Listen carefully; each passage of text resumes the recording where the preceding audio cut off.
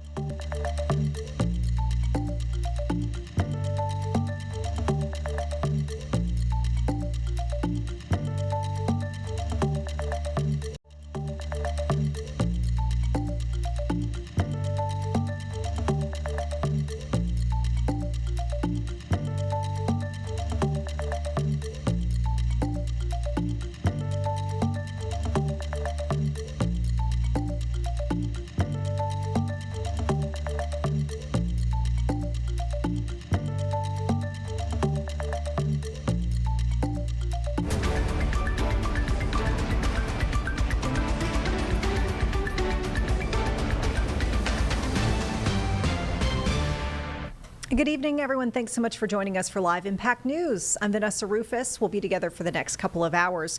Right away, we want to turn to a live feed we've been keeping an eye on. This coming to us from Statesville, where we've got a big discussion over a big data center that's proposed for farmland. We told you about this before here on Live Impact, but this is slated for Stamy Farm Road, 5 warehouse-style buildings. Right now, we've got the public speaking with leaders there in Statesville, listening in before eventually deciding on this rezoning request to pave the way for the project. Talking 100 plus years of this soil that has been naturally fertilized, and it would be just prime real estate for more agriculture use, not a data center. Now, with that being said, I would like to point out, I'm not picking on, if you're going to speak with your whole heart, don't stutter, and that's what I'm going to strive to do this evening. I will stutter because I'm extremely nervous. I don't have anything written down very much, just for the record. But to offset the carbon footprint of a data center, a 275,000-foot data center, you have to plant tens of thousands of trees just to offset one building. One building. The average person speaks between 60 and 65 decibels. You start elevating that voice, it starts becoming to the 70 and 80 range. Okay, you're saying at the property line. That's one building. I have drove to the Maiden location. I have drove to the Lenore location. The Microsoft location in Maiden has not been built yet because it is due to the infrastructure is not there. But the Apple building, she's pumping and going, baby, and she is loud. Same thing like the Google up in Maiden. She's pumping and she's loud. And everybody's concerns about the cooling of the water and everything. Yeah, it may be all into one single unit there as a hybrid system like a radiator in a car, but what happens if you get too much pressure? Catastrophic failure, boom, you have problems. Now, with that also being said, I'm running out of time, but I would like to point out this right here as well.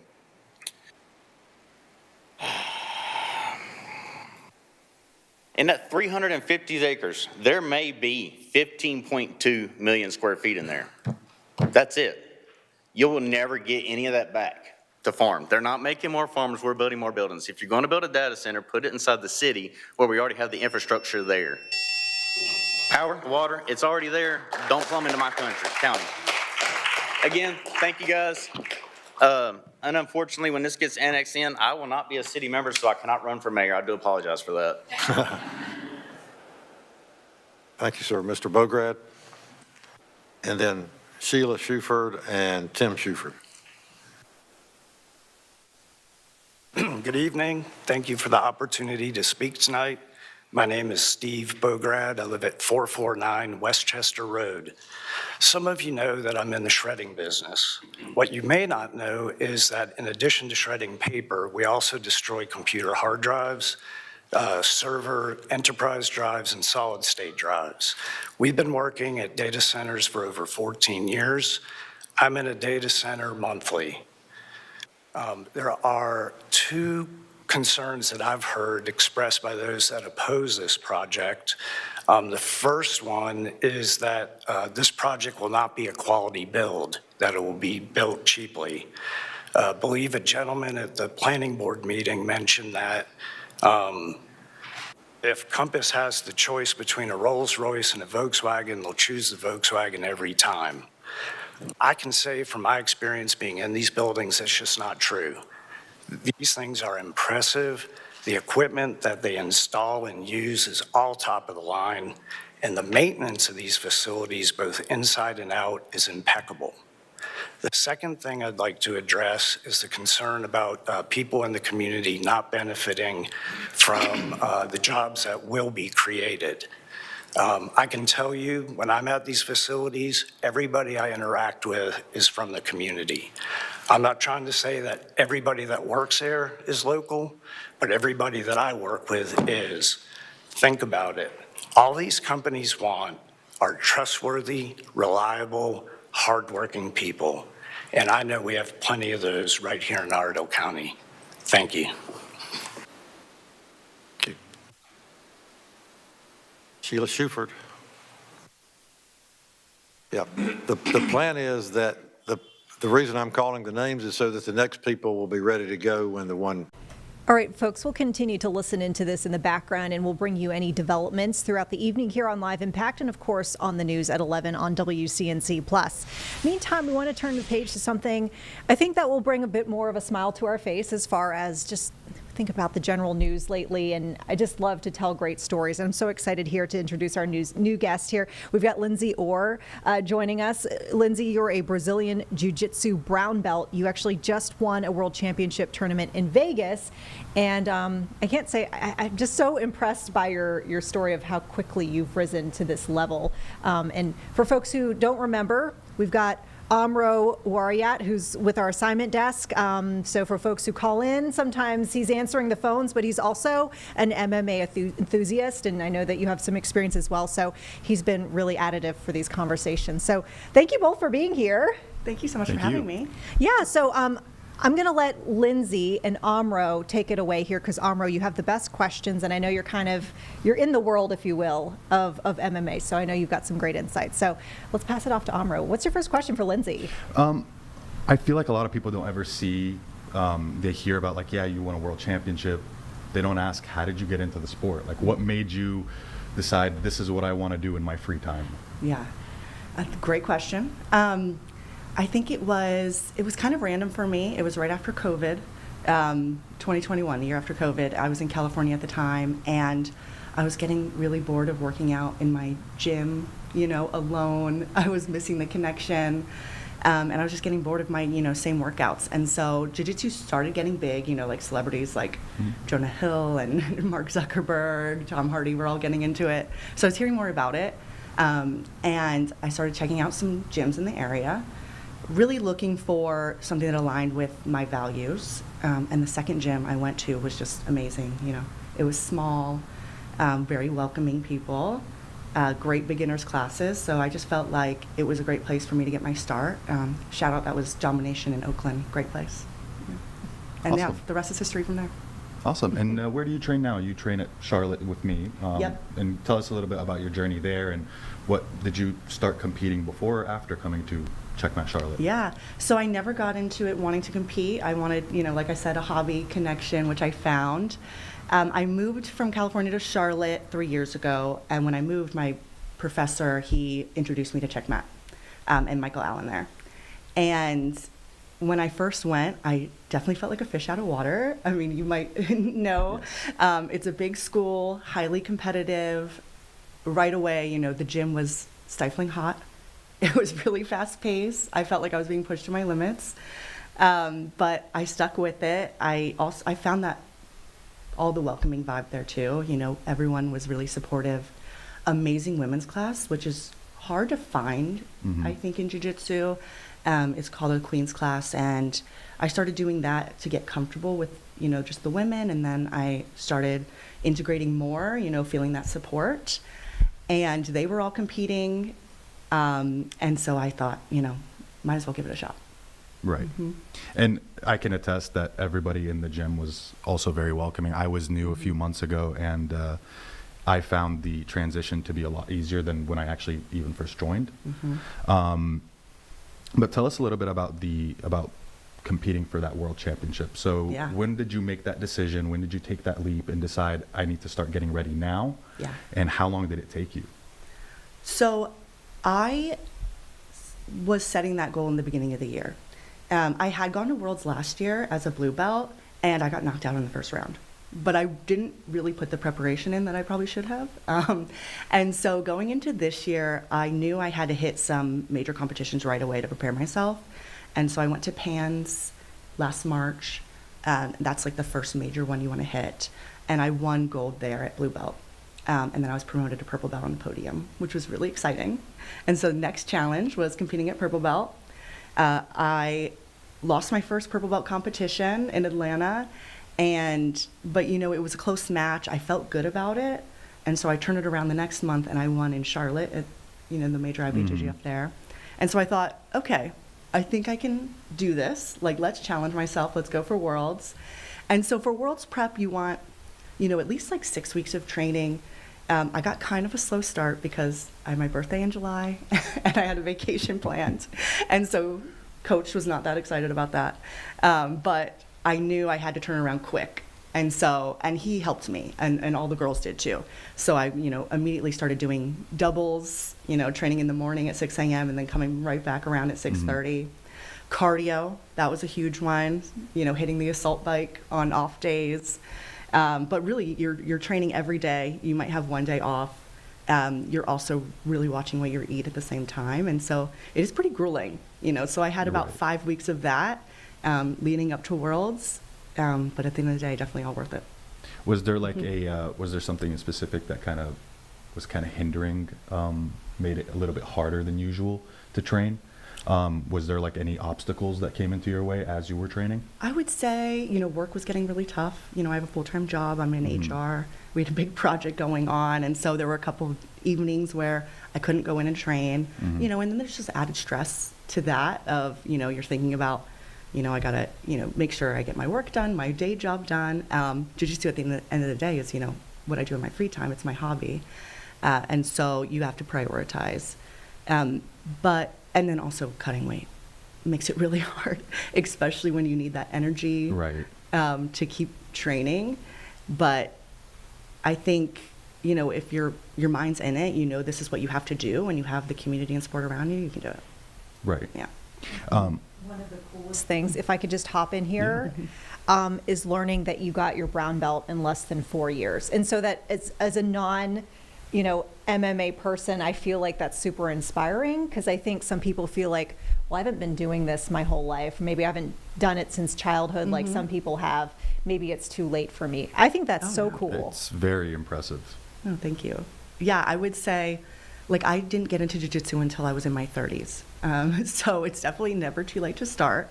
I am considered, it's the master's division once are past your 20s. And so jiu-jitsu is one of those things you can do at any age. I follow, 80-year-old women on Instagram who are doing jiu-jitsu. It's for everyone. It's for every body type. And really, it's all about your own journey. You shouldn't compare yourself to someone else, or, how fast they did it, or how well they're doing, or, how many competitions they're winning. It's really a journey between you and your coach. And it's all about the effort and the time you want to put into it. Yeah. Do you feel like folks at work go, whoa? Because I just think about, HR and then jiu-jitsu, and I'm not saying they're completely opposite. I wouldn't say that, but, it's all about navigating interpersonally at work, and then this different way of navigating interpersonally when you get on the mat. Yeah, I think it makes for a great story. I do have one instance where I usually work remote, and I had a leadership on-site event last year right after a competition where I had gotten kneed in the eye, and I had a huge gash and a huge bruise on my eye. And so I came into that leadership event, and I had to actually hold a workshop as well. And everyone was just like, what happened to you? So everyone quickly found out I do jiu-jitsu after that. But I think it helps people relate to me too, because, HR can be kind of scary. You think you might not want to engage in a conversation with someone in HR. You think they don't have your best interest in mind, or you don't really get to know them. And so I think it opened up, a lot of opportunities for people to, want to talk to me, get to know me a little better, and know that I am a real person with hobbies, and I also get black eyes. Yeah. Armo, you wouldn't know anything about that. I do happen to come in here sometimes having to wrap or ice something, but occasionally. Kind of moving away from your accomplishment on the world stage, how does jiu-jitsu fit into your normal life? I mean, how does it make you feel now? When you walk out in public, do you feel safer? Do you feel, just for people that don't train, who are thinking about getting into that space? Oh yeah, I think jiu-jitsu brings so many different benefits. I try to keep a balance where, I don't dedicate too many things, I don't want anything to control my life. And so work gets its place, family, friends, jiu-jitsu. I try to balance it all out. And I do think they all complement each other. Jiu-jitsu, yes, number one, it's great for defense, especially for women. You do feel like you have some of the skills you need if, God forbid anything did happen. Luckily, I've never had to use it in the real world, but I do feel like I would be able to at least, fend off danger for as much as I needed before I could just book it out of there and run away, right?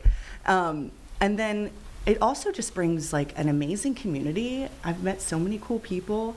Like I said, jiu-jitsu is for everyone. And so I'm sure you've seen in the class, you could be rolling with like a doctor, a cop, Right. this like 20-year-old software engineer, a dad. It's amazing.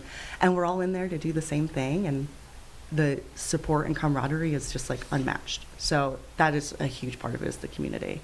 And then just like the physical activity. It's a great workout, the cardio and the strength training that goes involved with it. So Admittedly, I was almost 300 pounds when I joined jiu-jitsu at first. amazing. And it was because of that journey that I feel like it gives you a raise in your confidence. Yeah. And I'm sure you can attest to that as well. Absolutely.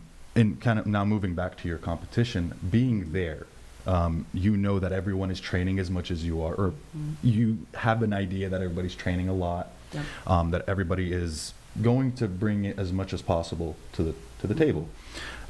What are your thoughts in that moment? I know there's jitters, there's a little bit of fear. Were you excited? What was going through your head? Yeah, I was excited. I try to stay pretty calm, and I think I do a pretty good job of just like regulating myself before competitions. And I don't go into it thinking about the outcome. I go into it thinking, okay, I did the work.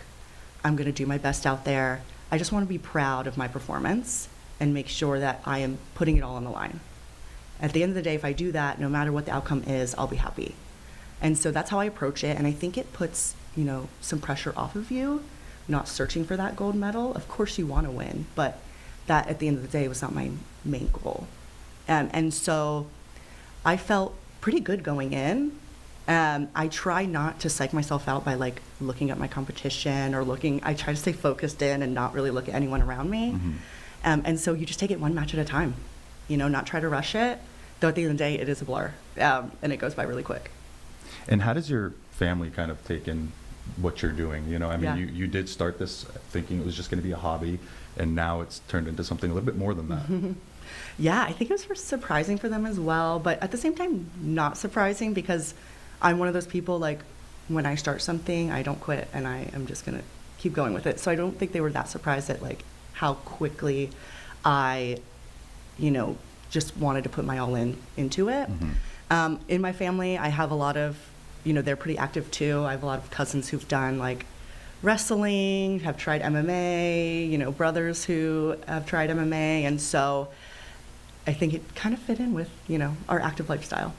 Yeah, and my mom, she is probably the one who is most nervous for me.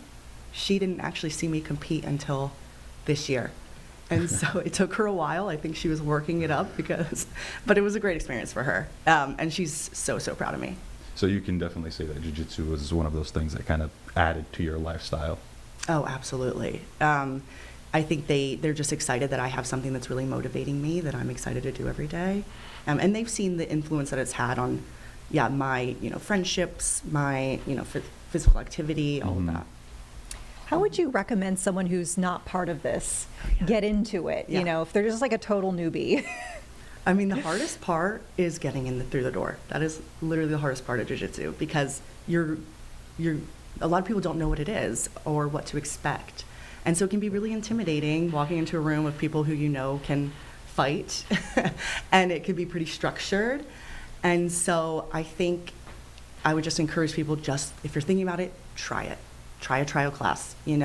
At the end of the day, you're going to get an experience out of it, and if you don't like it, fine, but you might actually love it. And so I encourage you to just try it. Yeah. And any recommendations for picking a place that Ooh. feels good to you, Yes. right? That feels personal, I think. I think everyone, jiu-jitsu, they're looking for something different in a place. Of course, I am biased with Checkmat is amazing.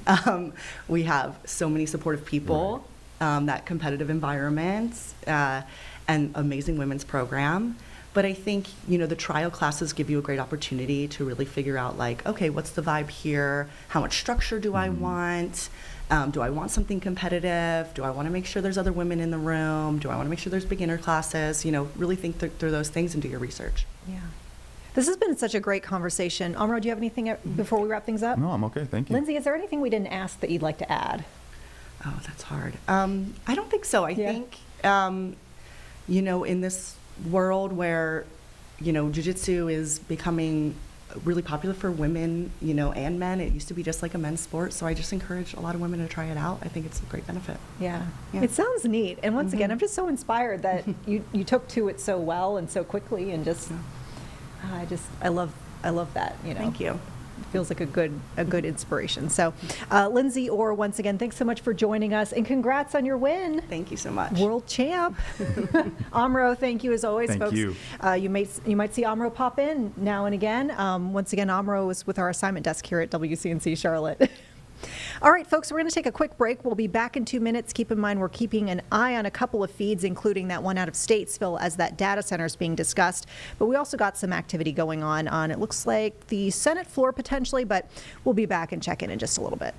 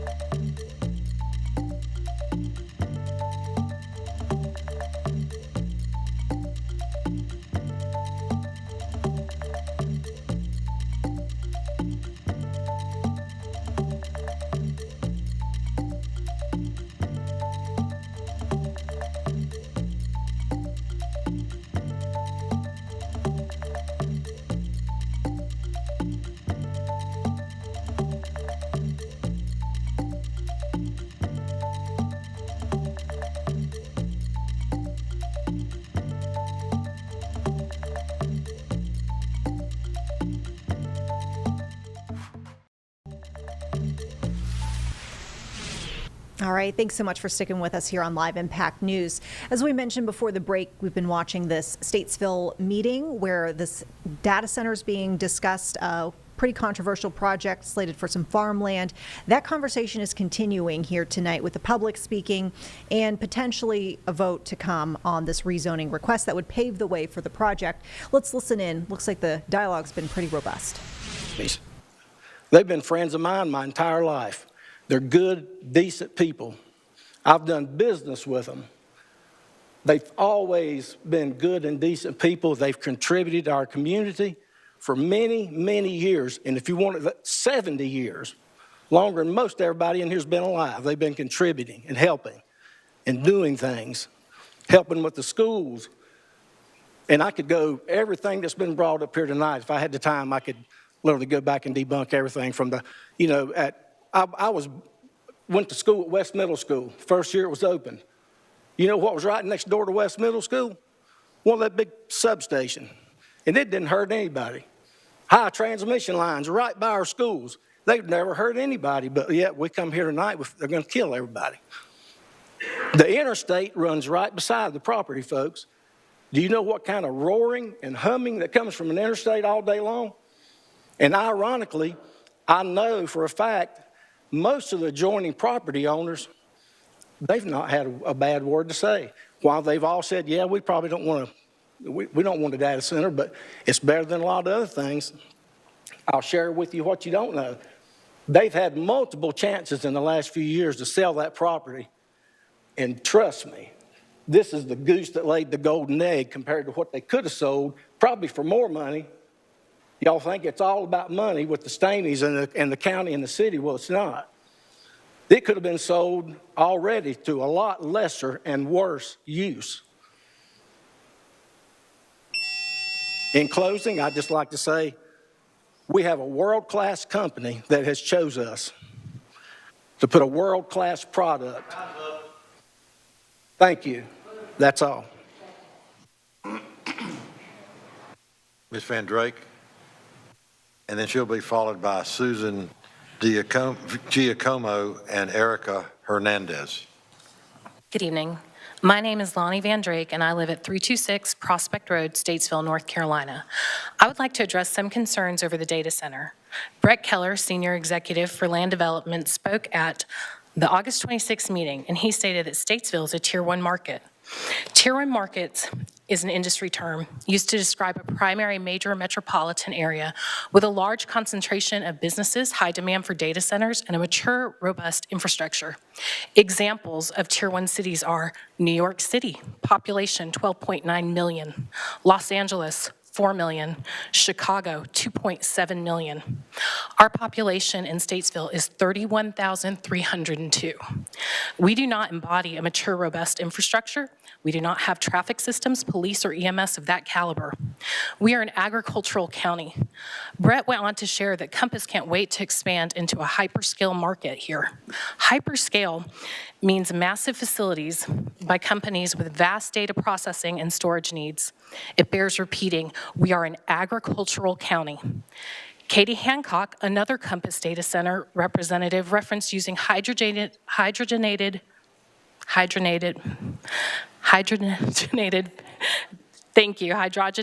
vegetable oil as sustainable fuel for backup generators. Although it sounds promising, there are many challenges regarding large-scale production to meet growing demand for iCloud or for cloud infrastructure. Where is Compass going to source HVO?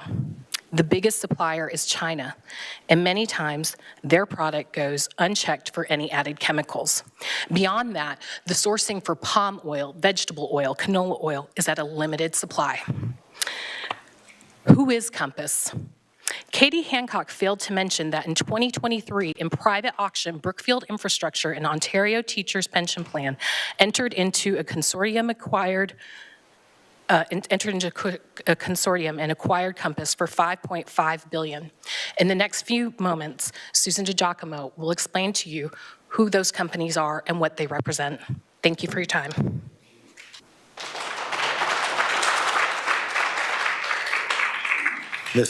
Thank you. My name is Susan DiGiacomo, residing at 326 Prospect Road in Statesville. Thank you for this opportunity to address the council and the mayor. As my daughter has just mentioned, I want to share information from findings made by Gerard Sharp Law and Transnational Dispute Management. Brookfield Infrastructure is one of the major companies in the consortium that owns Compass Data Centers. Another key owner is Ontario Teachers Pension Plan. Brookfield Infrastructure has been involved in litigation from a variety of businesses. In 2016, they acquired Odebrecht, a company so corrupt, our DOJ called it the largest foreign bribery case in history. In recent years, on at least 6 occasions, Brookfield acquired tainted assets that few others would touch. So I think what we're trying to lay out here is the fact that there is a financial impact that needs to be reviewed, assessed, and determined whether this is a good investment for the community, aside from all of the other reasons why it's not.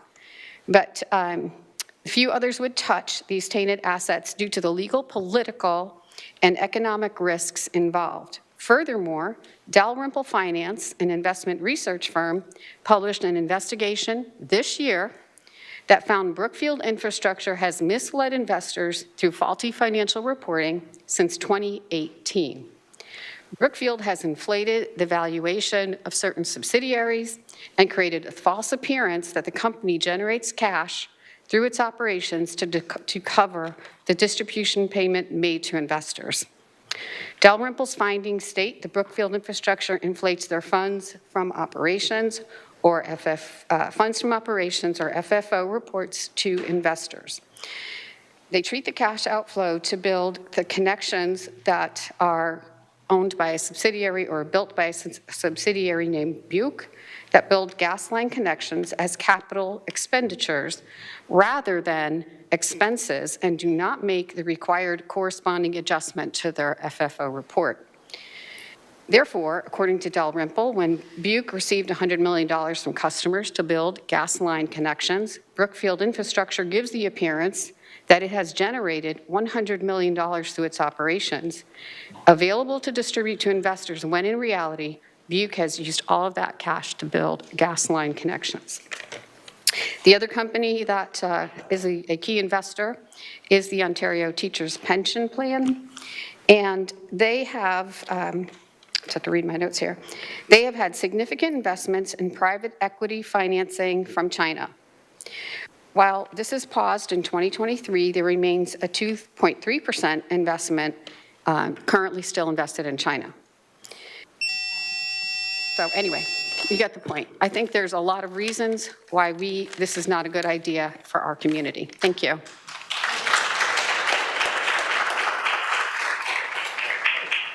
Erica Hernandez, and she will be followed by Dawn Curtin and Cavett. And Cavett, I'm sorry, I can't read your last name, but those are the next three.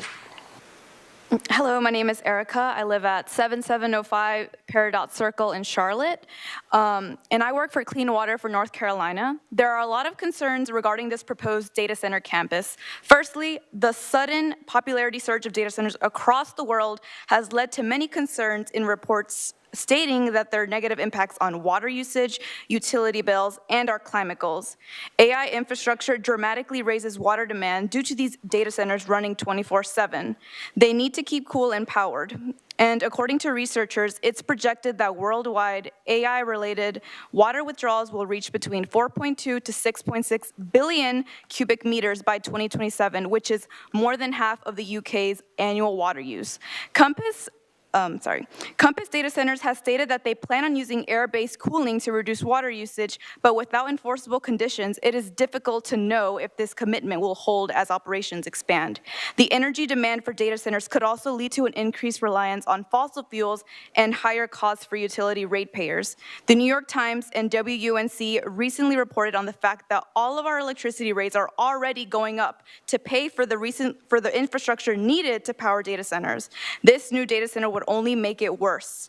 Additionally, there are more proposed unwanted infrastructure in and near Iredell County, such as the expansion of Compressor Station 150 as part of Transco's dangerous proposed Southeast Supply Enhancement Project, which is located in Mooresville, and the proposed gas plant in Catawba County, which is also full of data centers. I kindly asked that this council request campus to present more detailed plans on water sourcing, energy usage, environmental consideration, and traffic modeling, especially considering that there are several schools within a 2.5-mile radius, such as West Iredell High School, West Iredell Middle School, and Celeste Henkel Elementary School. Clean Water for North Carolina, along with many residents, strongly oppose this proposed data center due to the high risks it will pose in this community, such as adding more stress to an already fragile power grid, along with the noise, air, and light pollution. There's a reason why so many of these proposed data centers across the state and country are getting so much pushback from their community. Please listen to your constituents. Growth should never come at the expense of clean water, public health, and negative environmental impacts. Thank you for your time. Thank you very much. Dawn Curtin, and then Cavett, and then Mark Cash.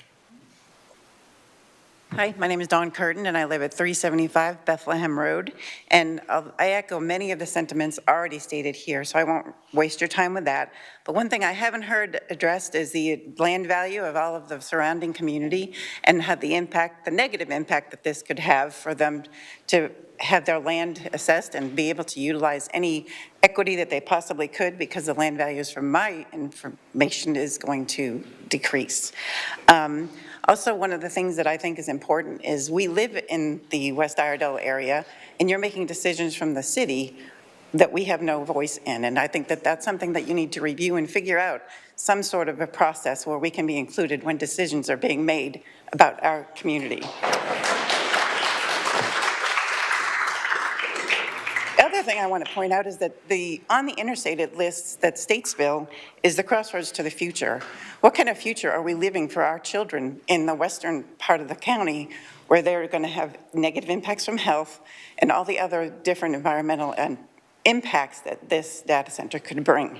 So I want you to be thinking about what if. What if this were in your backyard? Would you want your grandchildren or children to be affected by all of these negative impacts from this data center? All I have to say. Thank you very much. Cavett, Mark Cash, and Rusty Lee. Mr. Cash.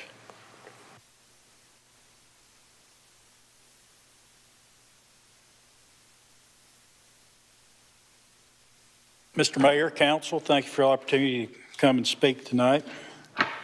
I'm going to speak in favor of this data center for lots of reasons. You hear all kind of negative statements, but some of them are more dealing with feelings than facts, unfortunately.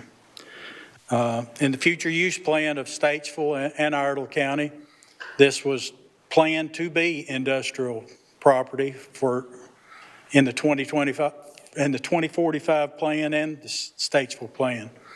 It's not new that this was in the future use of this. The power that people talk about right behind West Iredell Middle School is a huge Duke Power substation that has more power than this facility needs already there. The reason that this is a good place for this is because everything that needed is right there. You got the interstate access, and then people talk about the generators and the pollution. You know, I've lived in Iredell County and Statesville all my life. I've traveled everywhere, seen a lot of stuff. But for 20 years, there was a truck stop where Origin Foods is. Trucks idle, 200 trucks parked there and idled all night long. And that community's still a pretty beautiful community, so I don't think you're going to see the pollution off of a few generators do more damage than those trucks did all those years ago. So please put that in your thought process. You've got a decision to make. People have talked about keeping it farmland, I know, but the reason that truck stop went away was independent truck stops couldn't survive. In the 2022 ag census, 6% of the farms in the United States supply more than 75% of the goods. Independent farms are having a tough time. Land is worth too much for other uses than farms. Farms are struggling to stay in business. So this property's been for sale for more than 3 years. I think we're seeing a great opportunity here to increase the median income of Statesville and get more businesses, support businesses coming in, and give a long-term opportunity for some of our children and grandchildren to have jobs. Thank you for your time. Yes, sir. Rusty Lee is next, and then Bonnie Koffel and Jessica Balcom. Thank you, Mr. Mayor, Council, my name is Rusty Lee. I am a lifelong Statesville resident, 737 St. Cloud Drive here in the big city. Been an engineer, practicing engineer for, it's scary now, for 40 plus years. 20 of those years have been in telecom related fields, directly related with data centers and fiber. When I first heard of Compass data centers coming to our area, or the potential, I can't describe how excited I am to hear something like this happen. So make it clear, I am definitely for this project. Compass is a leading edge provider for this type of hyperscale project. It's going to be an awesome opportunity. Council has to consider all the things that we've heard tonight, all the things that have been said. There are a lot of very passionate arguments against. Like you could consider that there are some passionate arguments for. I'd be happy to get down deep in the weeds on any of these details, but in the sake of time, I won't bother with it tonight. You know who I am. You could call me. We could talk about it. I'm for this. Thank you for the opportunity to speak. Thank you, sir. Bonnie Koffel, and then Jessica Balcom, and then Christina Metter.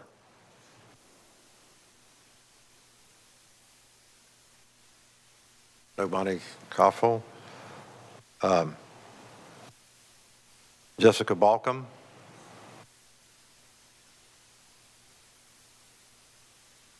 Thank you, Mayor. Thank you, council people.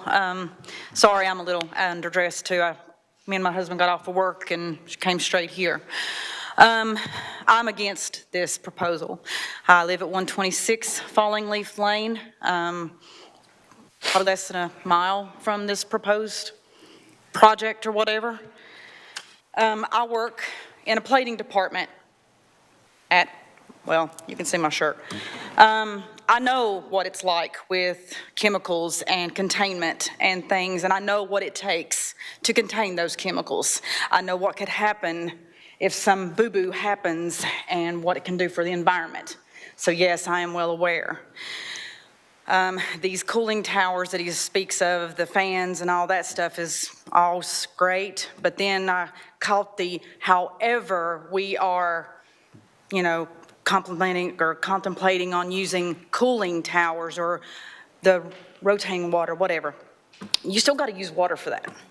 So you still got to use a water source. And I will say within the 5 years that we've actually lived in our home, I think it was the summer before last, we had a water shortage because of all the homes and stuff coming in.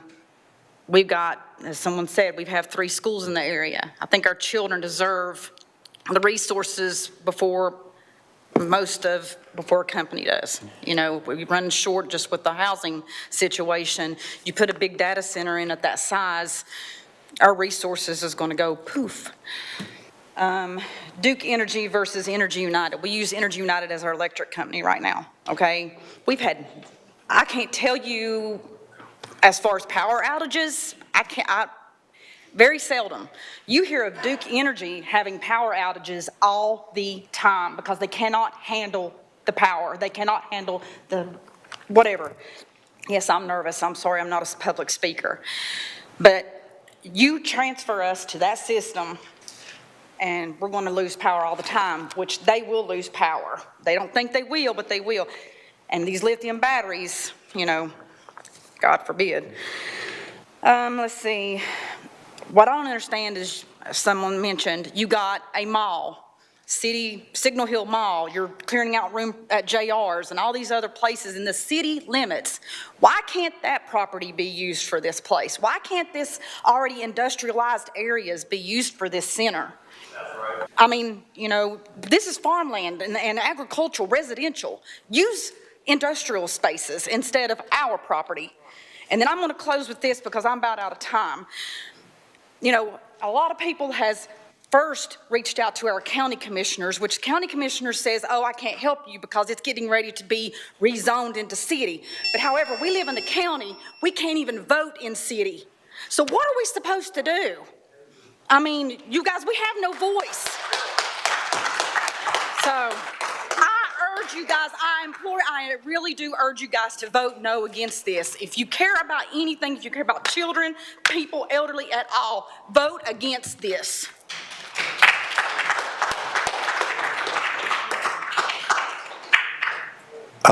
Christina Metter. She said what? She's coming. Oh, and then next is Ms. Waters. I think it's Brenna, and then Paula Huffman. Good evening, Council and Mayor. Thank you for letting me speak. My name is Christina Metter. I live at 329 Oak Forest Drive, Statesville. I also own rental properties in the city of Statesville as well. And I've heard other people say, hey, not in our backyard. We don't want this. I don't want it in Iredell County at all. It doesn't need to be here. I want to know what happens to the data center when it becomes obsolete in 10 to 12 years. It just sits there, and we have wasteland now because once these data centers are put on the sorry, I'm a little nervous, properties, the land cannot be reused for anything. Have y'all thought about that? It cannot be reused for anything. So we have another buildings, 5 buildings sitting obsolete in Iredell County like we had the mall for all these years and JRs and all these other buildings. What are we gonna do? What kind of legacy are we leaving our children and our grandchildren? Like, I can't sleep at night. I don't even live close to it. But I'm sure when the air travels, it's gonna go around all of Iredell County. Has anyone thought about that as well? I already suffer from asthma. And I mean, you know, people have already mentioned a lot of my thoughts, so I just wrote a few things down. And also with supply and demand, everyone says, oh, our power bills won't go up. Well, common sense tells you with supply and demand, the more power they use, the more demand it is. So everyone's power bill is going up in here. Everyone. Because everyone's going to be touched by that. Somebody else can have the rest of my time, but anyway, those were my thoughts, and a lot of it's already been said tonight, but please think about this. What kind of legacy do you want to leave Iredell County? You know, I don't want this for my kids, my grandkids. My kids have grown up here. I mean, they're still, you know, of age and growing still. I want a healthy environment for them. Thank you. Thank you.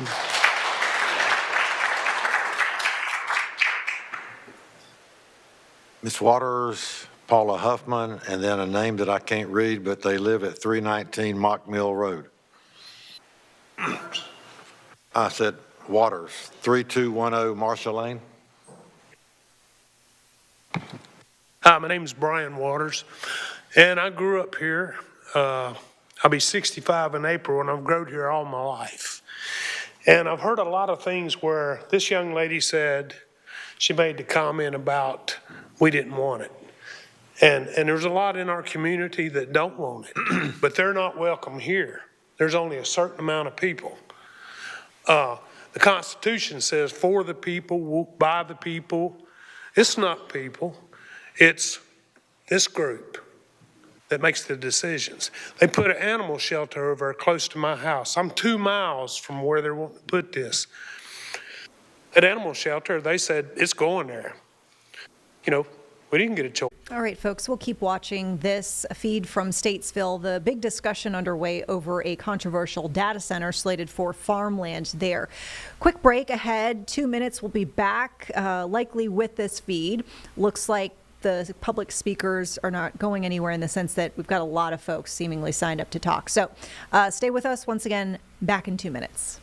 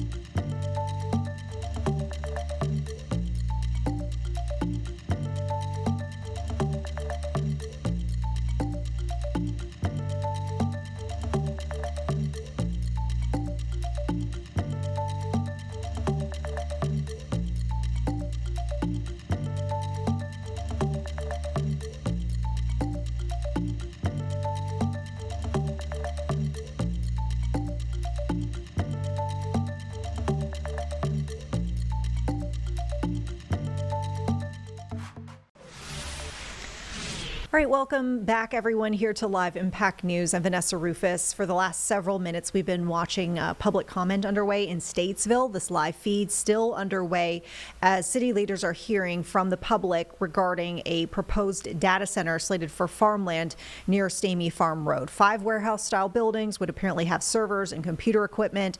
There are also plans for an electrical substation and a temporary batch plant for construction materials. We've been hearing some interesting comment in the sense that we are hearing folks really on both sides, whereas in perhaps other municipalities where we've had similar discussions, we've brought you here on Live Impact, overwhelming number of folks who are against those data centers. But this one, we're seeing it pretty split. Let's listen in once again. We've got public speaking. Looks like we've got another neighbor who's stepped up to address city leaders. It's lived on the property I'm on now, and I love that community. I love my woods. I love my creek. I love my fields. I love everything about it. And I do not want to see it changed, but it's going to be. Every time we pick up a cell phone, we increase the demand for data centers. Just because it's not in my backyard doesn't mean it won't happen. There could be a whole lot worse things in my backyard. Quite frankly, I'd rather have a data center than 1,000 houses, all using water and developing sewer and electricity and all those things, and traffic. I would much rather have a data center than a Walmart distribution center. Think about it. Stadium lighting, 24/7 Freightliner trucks pulling in and out behind my house. That does not appeal to me. That totally does not appeal to me. I've enjoyed having the cows. I love the cows. My son grew up looking at the baby cows every day, and it was quite a thrill for us. I love that farm, too, because it's part of my community. But, guys, it's not going to stay a farm. And the best we can hope is to have another neighbor that's close to as good as the Stameys have been for us. Thank you for your time. I appreciate your consideration. Again, I'm the only person I've heard speak tonight who is literally going to have this place in my backyard. And I think that it could be a whole lot worse. Thank you. The next speaker, as I said, 319 Mock Mill Road. I can't read the name. And then finally, Donald Monroe. Are either of those persons here? All right, if not,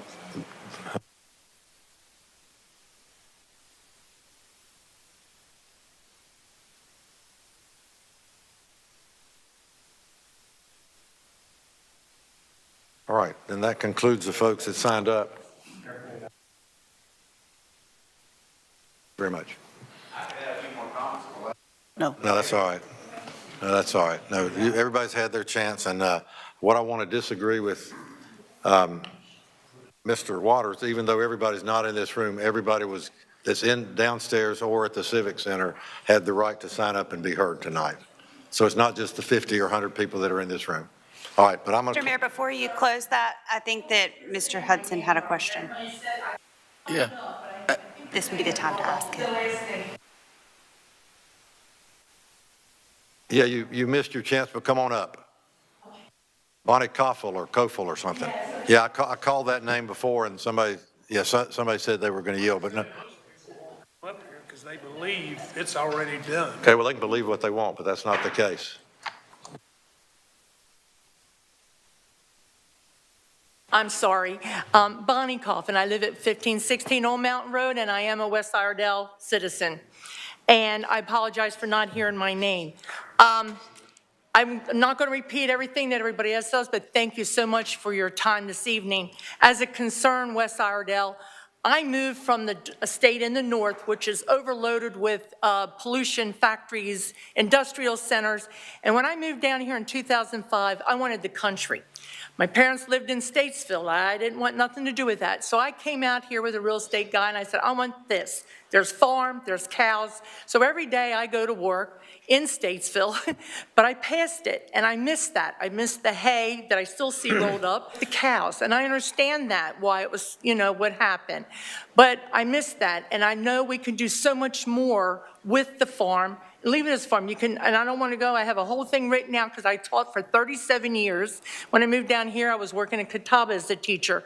But that could be used because not every student in this state or this country is college bound. We can use that school as a trade school, bring those children in, I'm talking high school students, into that farm. They can learn how to grow things, farm that farm, and then sell it as a fruit. You can do our farmers market, sell produce, do what Boone and Asheville and Waynesville is doing. It's called Farm to the Table. They're taking the produce and they're selling it to restaurants. It'll teach our students value. It'll teach them a trade. It'll give them something to value instead of living, when they graduate, don't have nothing to do and living off on the government. Give them a trade, and there's so much you can do with that. Not just farming for that trade school, but so much more. The school, the high school where I was teaching up in Delaware, they had a program where the children learned how to cook. They got the food from the farm that was local, they cooked that, and they served it in a cafe during school hours. Public came in and bought. So that they learned how to serve people, cook, and also waitress, and learn about money. That's important nowadays. They need to learn a trade. And I'm sorry, but that's all. I just beg that you all take time and consideration. And I did a lot of research about this when I found out about it. And just look into some other data centers in other areas before you make a decision. Thank you. Thank you. All right. Before we close the public hearing, I think Mr. Hudson wanted yes, Chief Curfews to come up and just address the fire concern. fire capabilities. My name is Glenn Curfews. I'm the fire chief for the city of Statesville. Some of the concerns that have been expressed through the council were the lithium batteries. And I just wanted to come up and publicly state that these batteries are found in nearly every home, every business. They're a part of our new lives. They're cell phones, they're all that. They can be a task to get put out while they're complex, but they are in our scope of response. We train daily. We stay up to par with the state-of-the-art training. We have equipment. So the lithium battery part, and just for information for the public, NFPA 75 and 76 strictly cover data centers. We have no say in what those systems are. They're designed. Our fire marshals are in a review process. They have to meet certain standards. They're national standards. Locally, we have no control over what standards they meet. We have to make sure they meet the standards that are produced nationally for them. And all the data centers have to have 3 different types of extinguishing systems that's put into them. All right, no, ma'am. Thank you. Now's the time for council members to ask questions before we close the public hearing of anybody that has spoken. And then after that, we'll close the public hearing and the council will have its discussion openly. And then I will ask the council for a motion one way or the other and point the council to the pages in our program where if there's a motion to approve it, they can make the motion that way. And if there's a motion to turn it down, there'll be the page for that as well. So what questions do members of the council have? I have a question, sir. After all that, okay. Who are you addressing the question to? To the developer, this gentleman. All right. After all that you heard about the concerns of the welfare, the health issues, and safety, sitting here listening, what can you say about these issues that concern the citizens that they have approached us and their concerns? We know that you said the noise will be minimized.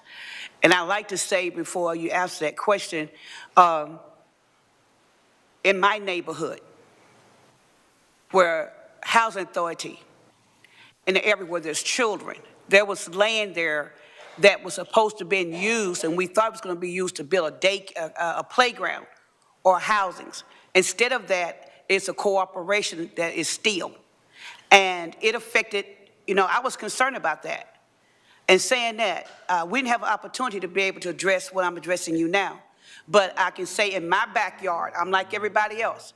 I didn't want it. Transformers going off all the time, things are going on, but this building, this business has not interrupted anything in our lifestyle, even with the kids, even with the transportation going back and forth. Saying that, to say this. I'm just using it for an example. Hearing what they said about their concerns, about their welfare, address that with the issues with the safety. Sure. I'm also bringing up my colleague, Vice President of Community Relations, Katie Hancock, as well. She can help answer questions together.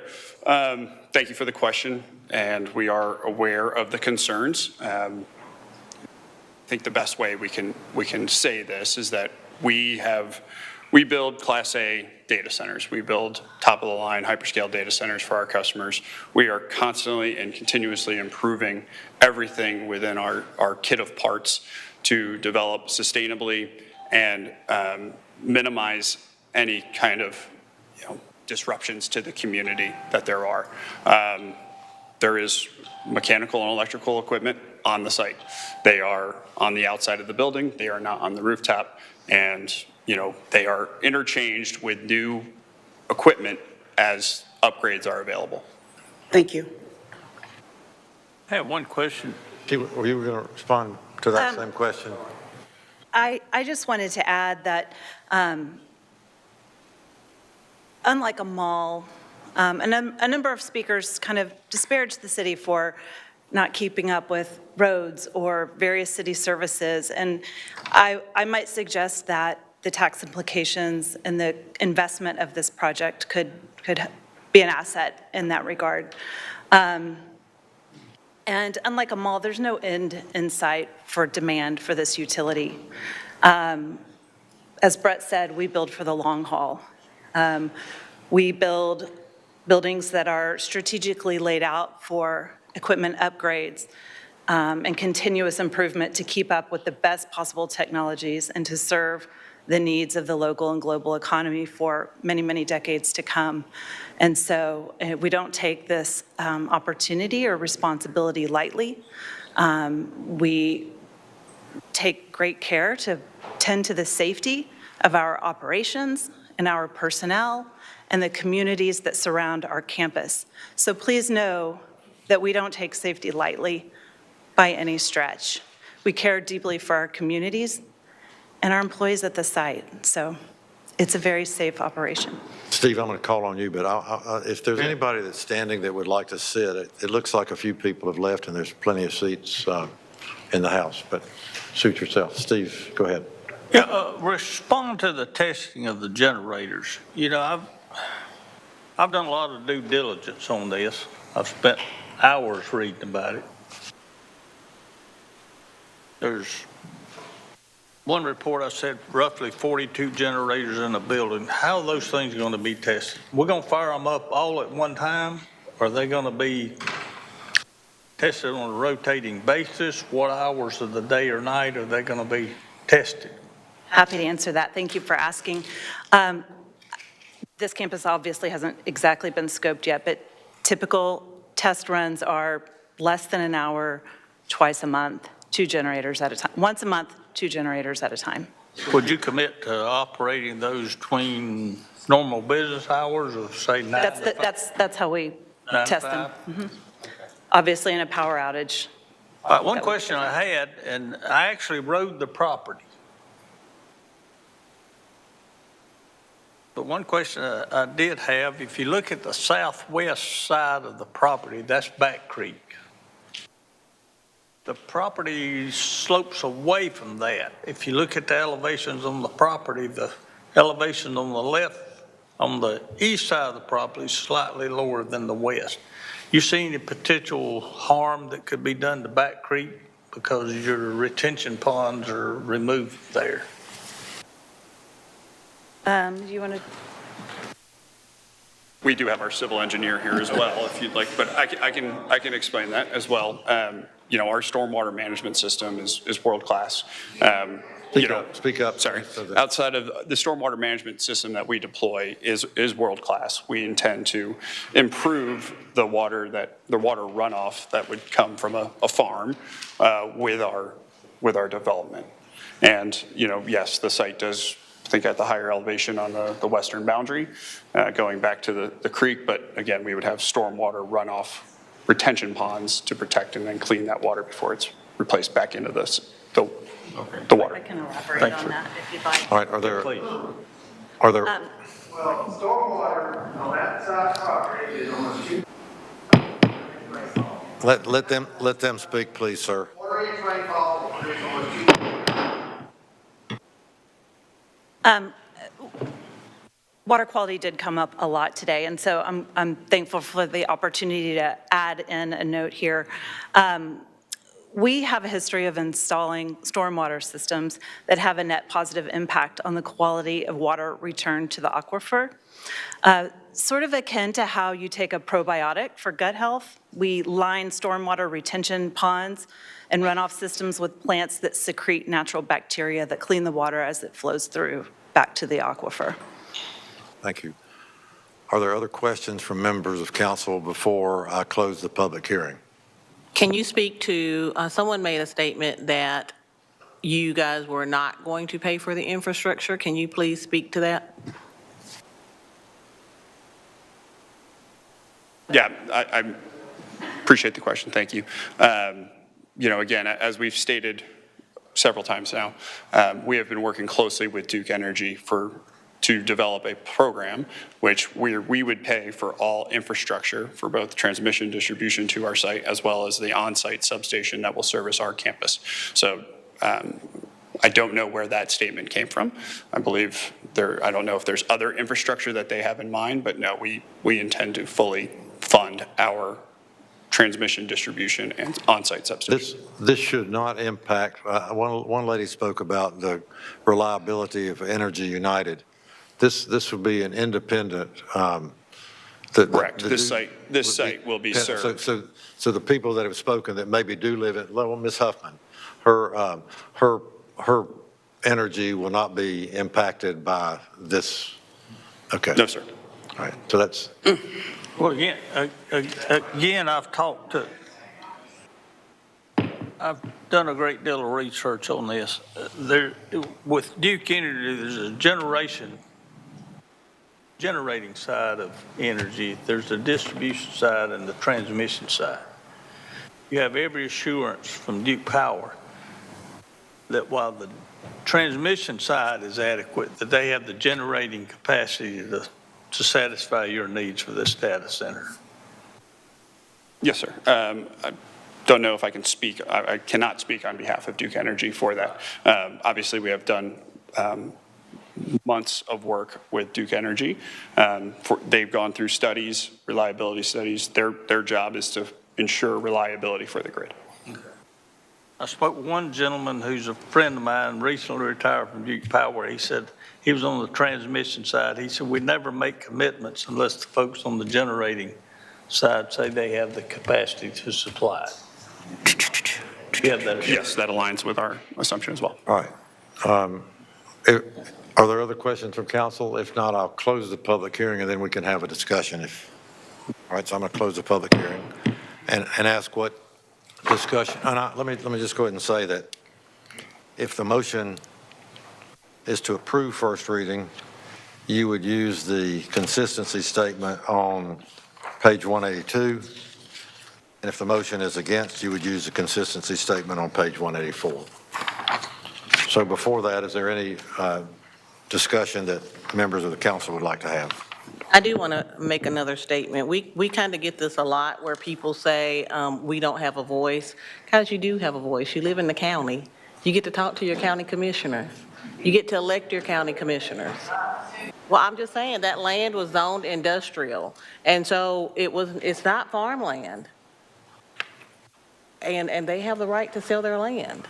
And so when those zonings happen, guys, you have every right to call out there now and look at your neighboring farms and get that information. Farm preservation is a real thing. There are organizations all over the state that are actively doing farm preservation. Let's vote. Thank you. Mayor, I'm ready to make a motion. Yes.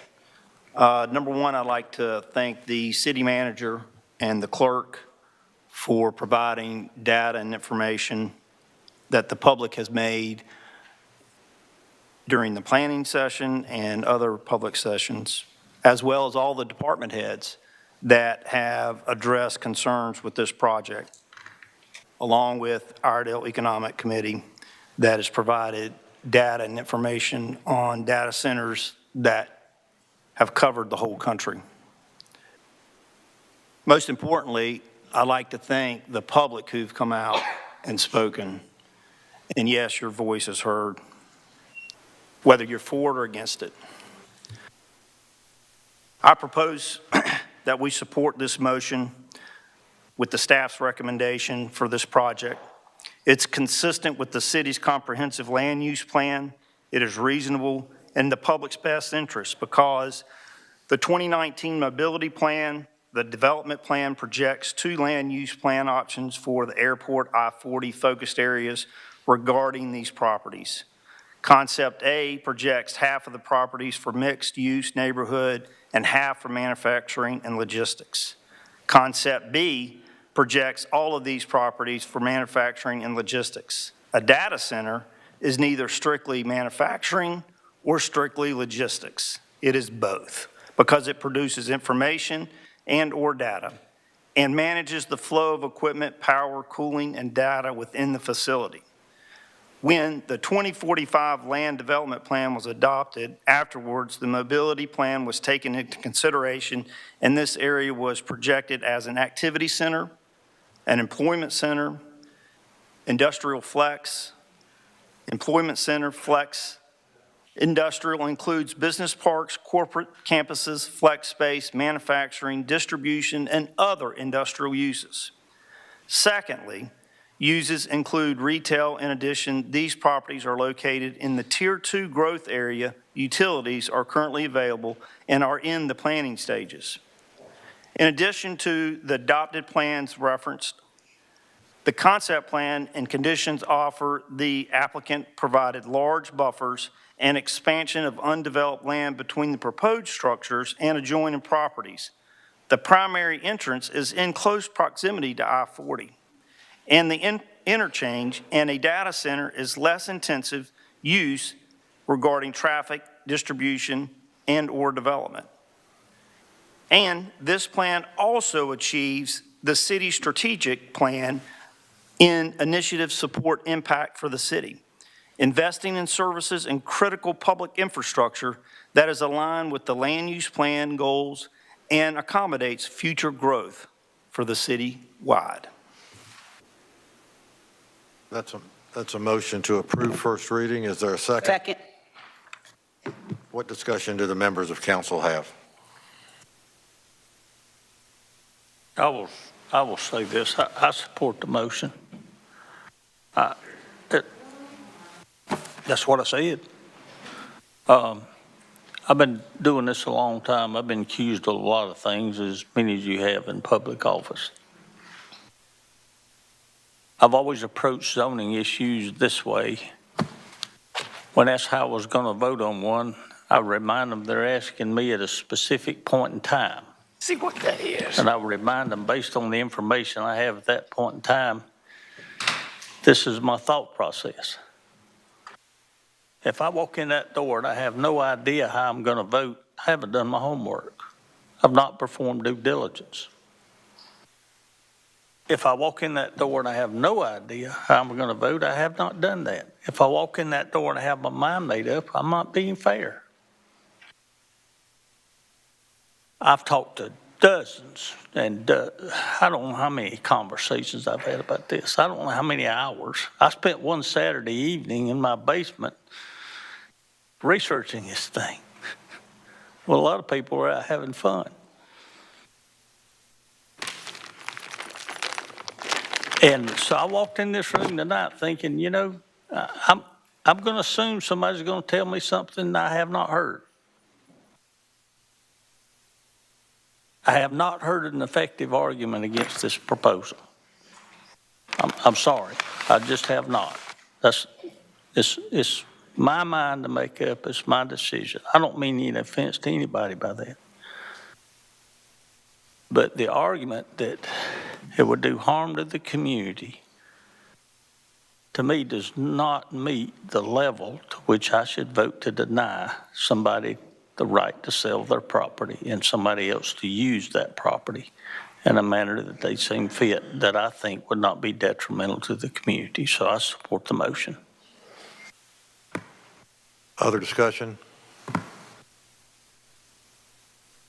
Not, are you ready to vote? Yes. All those in favor of the motion to pass first reading of this rezoning request, please say aye. Aye. Are any opposed? Carries unanimously. Motion carries unanimously.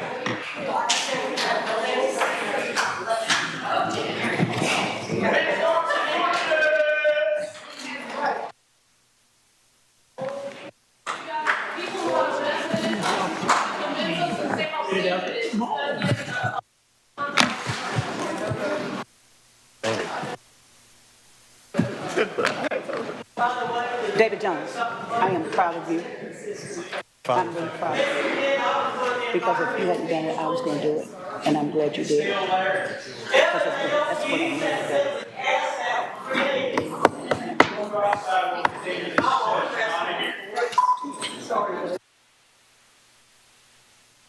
do. Let's give them a minute, right? Heavy load.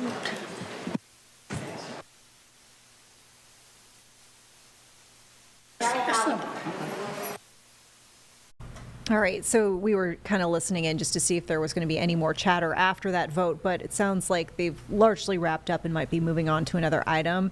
But what you just heard there, live here on Live Impact News, Statesville signing off on rezoning, which will pave the way for this controversial data center slated for Farm Road, Stamey Farm Road.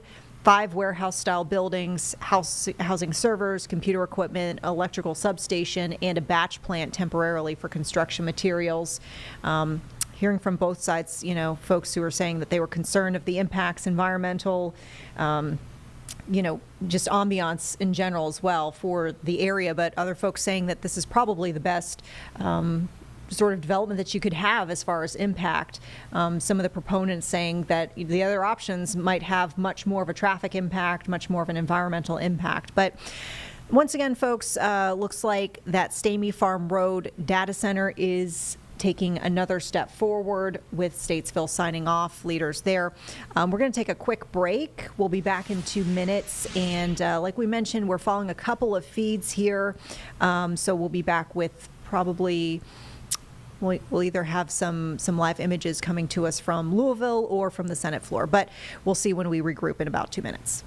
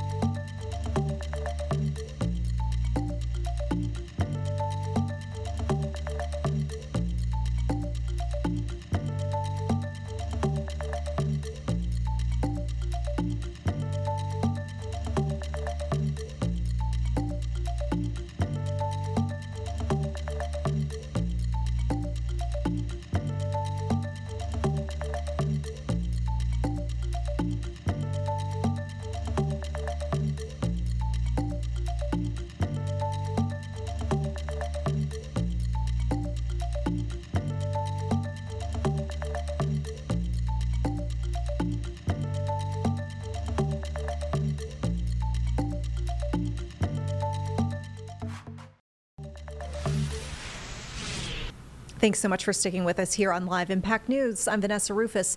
As we mentioned before we went to break, we've been keeping an eye on a couple of feeds, and we are indeed going to go to Louisville, Kentucky, as we are seeing a vigil happening as we speak on the campus of University of Louisville for the late Charlie Kirk, conservative activist. We've got young Republicans hosting this event, but various speakers over the last several minutes. Let's listen in. For truth or morality, when morality is left to shifting human desires, even cold-blooded murder can be justified. Evil thrives when people presume to define good and evil on their own terms. We must also affirm that life is sacred. Jefferson revealed that life is first among our unalienable rights. If we cannot agree that life itself, the very image of God reflected in every face, is holy and inviolable, then all our other rights collapse. I look out tonight and I see the face of God in every single one of you. Until we recognize that divine image in every person and love others as we love God, evil will continue to flourish. Our oath also demands that we live beyond ourselves. I have pledged my life to others before. As a Marine, I swore to defend the Constitution against all enemies. When I married my wife, I vowed to love and honor her all the days of my life. When my children were born, I pledged to raise them as children of God. All oaths require sacrifice, whether sacrifice of our comfort or the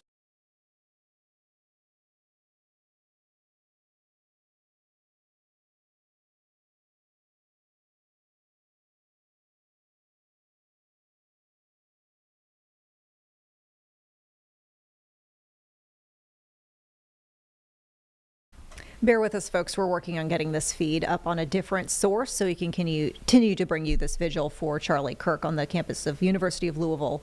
We got it back. We'll listen back in. Whether sacrifice of our comfort or the sacrifice of our very lives, but always in service of something greater. If we are to defeat evil, we too must be ready to sacrifice for God, for one another, and for truth.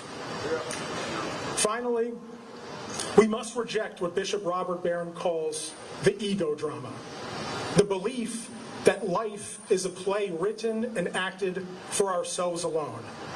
That road leads only to pride and emptiness. Instead, we must embrace the theodrama, the great and beautiful story authored by God. When we discover our role in God's drama, our lives take on eternal meaning. Then, when evil strikes, and it always will, we will stand together, fortified by the knowledge that we are playing the part God created for us. Evil is the enemy. Our calling is to resist it with courage and joy. We must call it out wherever it appears, and we must demand justice from those entrusted with authority.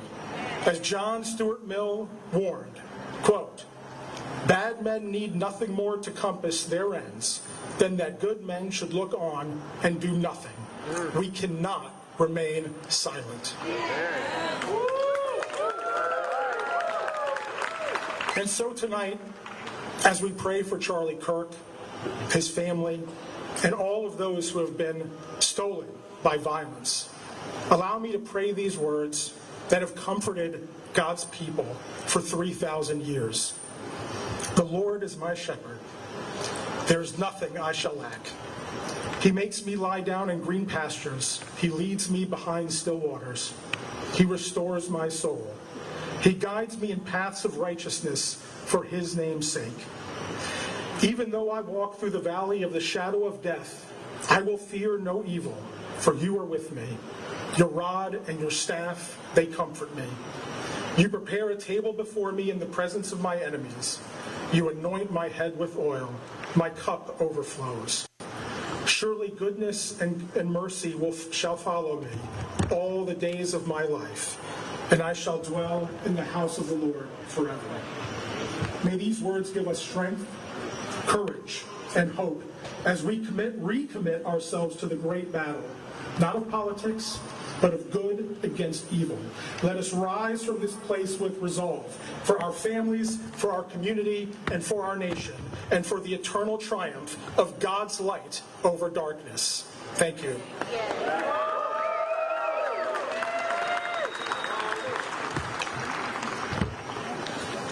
Thank you, Councilman Piagentini, for your service to our country and that message.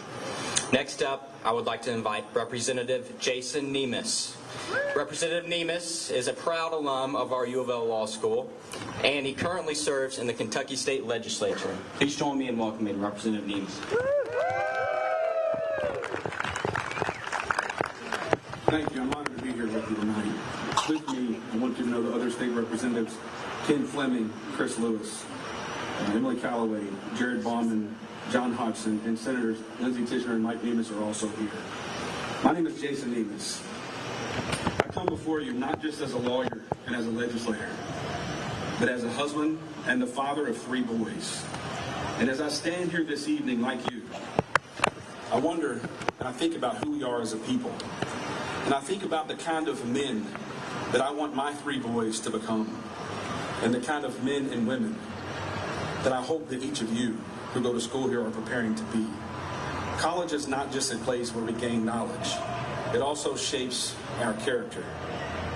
Here you're learning not only what you will do in this world, but who you will be in this world. And our world needs men and women of courage, conviction, and compassion. Now we're gathered here today to mourn the assassination of Charlie Kirk and all those who have died by violence. Many of us feel angry, many of us are unsettled, and maybe even a little bit afraid. These moments shake us, but they can also clarify who we are called to be.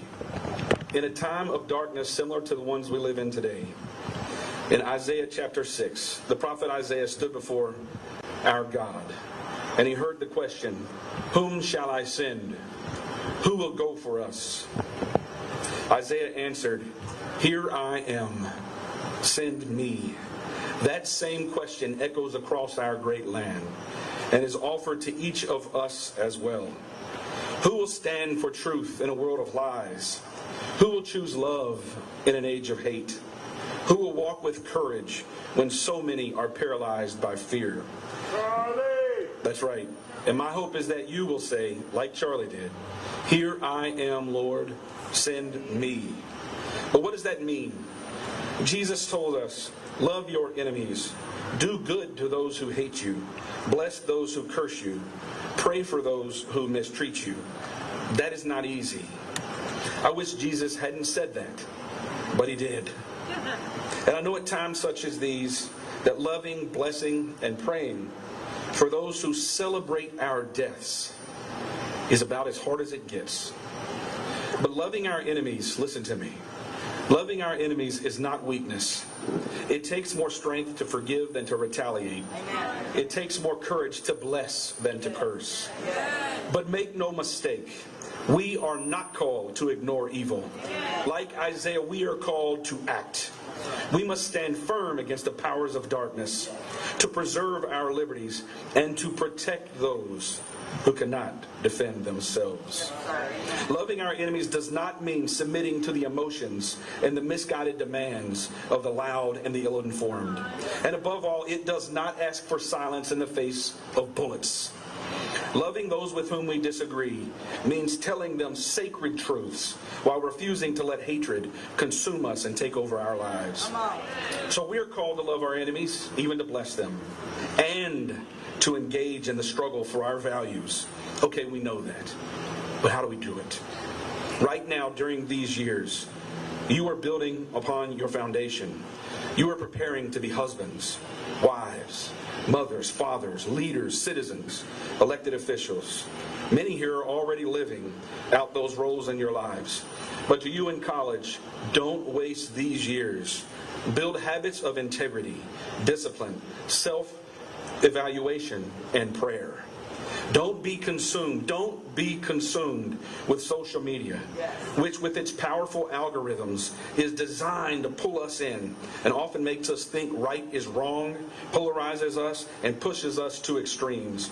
Instead, slow down. Read deeply. Think critically. Surround yourselves with friends who will sharpen you. Be someone who is trusted with truth and who seeks truth and responsibility. And always, always be ready to stand up and fight for what is right and what is just. To be sure, a lot is asked for us in this moment. We meet here tonight because a hate-filled heart pulled a trigger. But we know that speech and debate are essential to our republic. As Charlie Kirk often said, when people stop talking, that's when you get violence, because you start to think the other side is evil and you lose their humanity. Justice Louis Brandeis, whose ashes are interred in the portico at the law school just to my right, made a similar point nearly a century ago. He said the remedy to even dangerous speech is more speech, not enforced silence. When we silence voices, it is not bad ideas that perish, it's good people like Charlie. We must be better than that, and we are better than that. So this is our time to choose. Will we live for comfort, or will we live out our calling? Will we retreat into fear, or stand armored with faith and truth, ready to face evil with courage? Will we actually be strong enough? Will we actually be strong enough to stand up to those who wish us harm with conviction in the morning and pray for them? And I mean really pray for them when we're on our knees at night. Will we be that strong? Here's my prayer for you. That you will be strong, that you will be wise, and that you will say with Isaiah, say it with me, "Here I am, Lord, send me." And when you are sent into your careers, into your marriages, and into our communities, you will go not with bitterness, but with love, not with weakness, but with strength, and not with despair, but with hope. In conclusion, I ask you to bow down with me or bow your head in a word of prayer. God, you are so good. You're so good. And we know that you're in control. We thank you that even in times of despair, that you are with us. Tonight we ask you to comfort the Kirk family and all those who've been impacted by violence. We ask for mercy on our nation. And we pray that you bring us closer to you. With respect to all faiths and traditions, I ask this in the name of the Father, and of the Son, and of the Holy Spirit. Amen.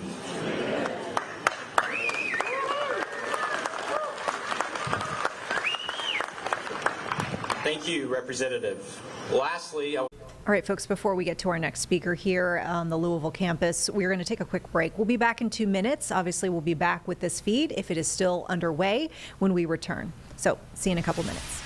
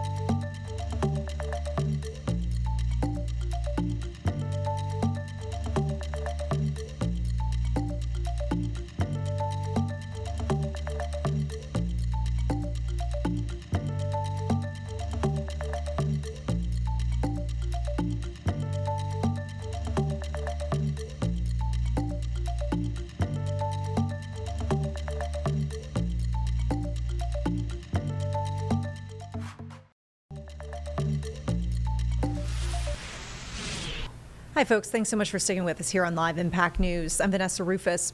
Turning now to another national story that folks have been keeping an eye on, that is the deployment of federal agencies, law enforcement officials, and National Guard to different cities around the country. Just this afternoon, President Trump signed a memorandum, and this would basically send federal law enforcement agents to Memphis, Tennessee. This is part of a task force that will include the Tennessee National Guard, and it will be an effort to combat crime in the area. Of note, as we've talked about other cities dealing with similar deployments, including Washington, D.C., and of course Los Angeles, which we've covered for you at length here on Live Impact News, this memorandum actually came as a request. The Tennessee governor, Bill Lee, has actually requested this type of deployment. So he was actually there in the Oval Office for the signing today. Let's listen in to that announcement of this memorandum, and we'll watch in on the signing of it. We have some big things to announce. Today, at the request of Governor Bill Lee of Tennessee, who's standing with us, as you know, I'm signing a presidential memorandum to establish the Memphis Safe Task Force, and it's very important because of the crime that's going on, not only in Memphis, in many cities, and we're going to take care of all of them. Step by step, just like we did in D.C. We have virtually no crime in D.C. right now, and we're going to keep it that way. It's our nation's capital. We're going to keep it that way, or we're going to federalize it if we had to, but we don't have to anymore because it's in such great shape.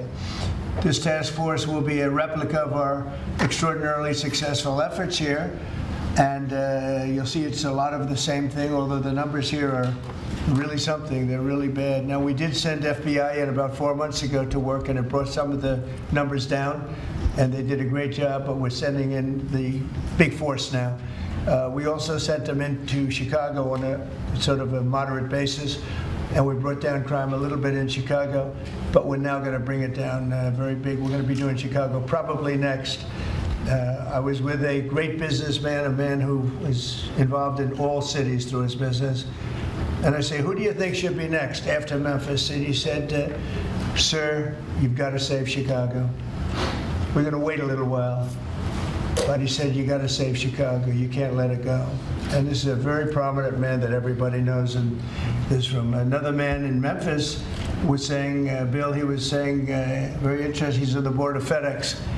And his hotel is about a block away. And he said, when I walked there, I said, you know, I don't want to do this again. I never want to do it again. And they won't let me walk there. They take them in armored vehicles. They take the board members of FedEx in armored vehicles like a block away to the hotel. This shouldn't be the U.S. This shouldn't be the United States of America. The task force will be a replica, as I said, and it's going to be, I think, equally successful. This is a tremendous success we've had in Washington, I can tell you, and everyone knows it. And people in the White House that work here and other people that I know are calling me and thanking me.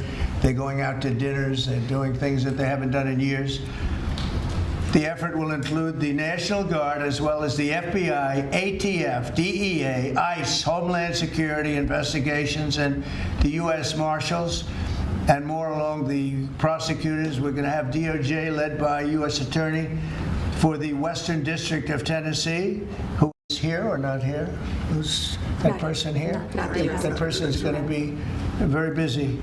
So we're going to have U.S. Attorney for the Western District of Tennessee, and most importantly, Pam Bondi's here. She's heading it up, and she's doing an unbelievable job in every respect beyond this. So also worked with some of the members of the team right here on D.C., and we're very proud of that effort.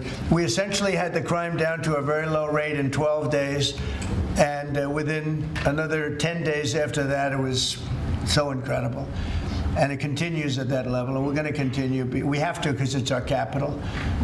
This team will deploy the full powers of federal law enforcement agencies and enforcement generally to restore public safety and get dangerous career criminals off of our streets. We're going to get them off. In 2024, Memphis had the highest violent crime rate, the highest property crime rate, and the third highest murder rate of any city in the nation. Other than that, they're doing quite well, thank you. A person is 4 times more likely to be murdered in Memphis, Tennessee today than in Mexico City. It's been, and you know Mexico City is not a cakewalk. It's been overrun with carjackings, robberies, shootings, and killings. There were 249 murders, 429 rapes, 5,616 burglaries, and 12,522 violent assaults in just the last little while in 2024 and in pieces of 2025, where it's actually gotten worse until recently when we sent the FBI down to see what the hell is going on. Last month, a vicious thug carjacked an elderly woman parked at the movie theater, dragged her out of the car, and body slammed her into the pavement, where she is still trying to recover. Probably won't be successful. Our society anymore. We're stopping it. We're doing it one by one. We have time, but we want to go quickly. We don't want to lose Chicago. We're going to lose Chicago. We're going to lose places like you go to St. Louis. St. Louis. We're going to lose St. Louis. We're not going to lose. We want to save these places. You're going to lose them. It was the way the man said it. He was a very high quality man. I said, "Who would you do next?" He said, "Sir, do Chicago." You don't want to lose Chicago. We're not going to lose Chicago. So we're going to have to go very big, and we're going to go probably, we're thinking about it for next Pam. We're going to hold it off. We're going to do some of the smaller ones. And the truth is, our people are so good. Gaddy, you're doing a great job wherever you may be. We're doing so good that I don't think we need too much practice, right? But we got to go and save our big cities, our great cities. Chicago's a great city. And we're going to make it great again very soon. And I think we can do that. Folks, we are breaking in here for just a moment to bring you a couple of breaking developments. Both of these actually pertain to the Federal Reserve. Starting off with the very latest information that we have on the Lisa Cook saga. You remember she's a Federal Reserve governor who the president has been trying to remove from her position on the board.